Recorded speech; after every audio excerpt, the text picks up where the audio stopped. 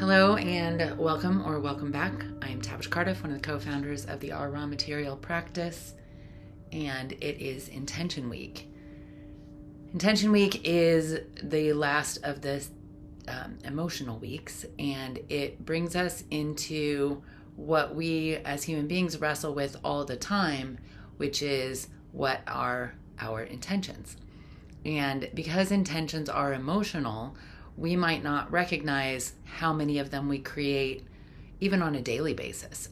How often we put thought behind something and then hold ourselves accountable to it later when we didn't get it done, when maybe we never got past the idea stage.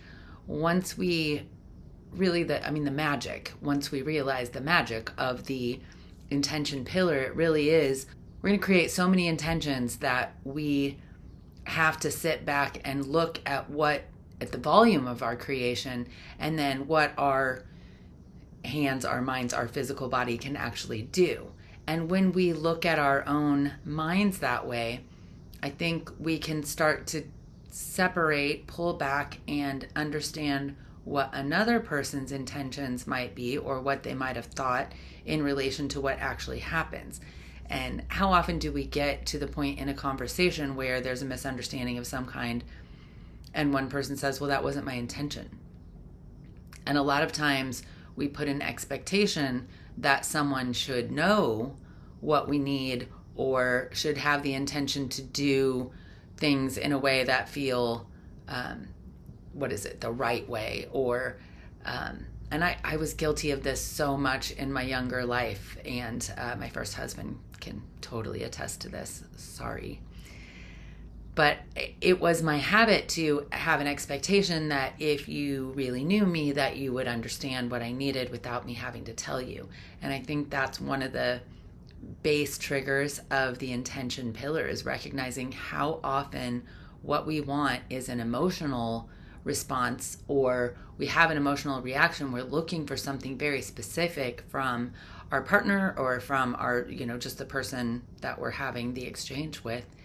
And if we can't vocalize, voice, say, name, claim what we need, we are going to be disappointed. And then the other person's really going to be disappointed because they don't know what to do to make the situation better. Their intention might be to support you and help you, but if they don't know how to do that, it becomes really difficult when we can't recognize all of our intentions and understand every other human being is walking around with this massive amount of intentions just sparking off of us all the time. We are creative beings, as long as we're not caught up in being angry or fearful or any of the negative thoughts that kind of keep us, well, I guess it's still creative. They keep us in imagination spaces that are very negative, but then we're creating negative ideas, and we are creating more fear with those.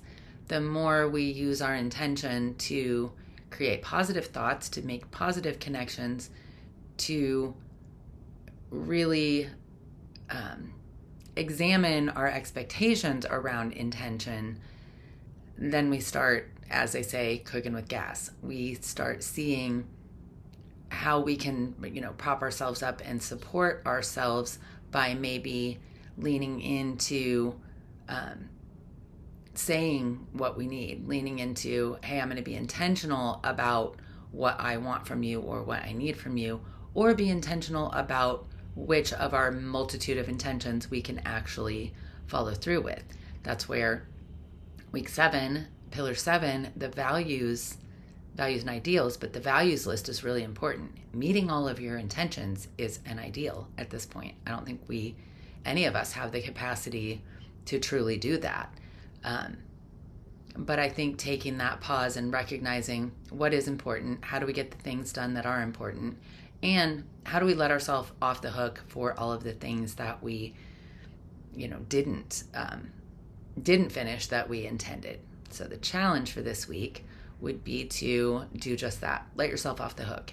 Notice how often you go back and say, oh, darn, I meant to do that, when really you just had a thought about doing it. You didn't actually work through a plan. You didn't take the steps. You didn't walk yourself through what you would need to do to make it happen. And so I had a thought about that isn't the same as intention.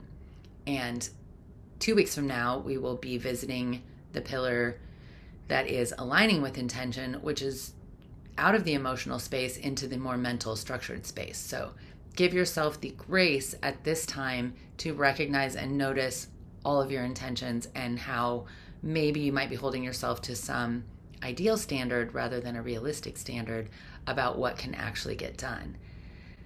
I'll be back next week when we talk about resources, the spiritual aspect of pulling in everything that you need as you need it, and the exchange there is being a resource yourself. What do you have available to give?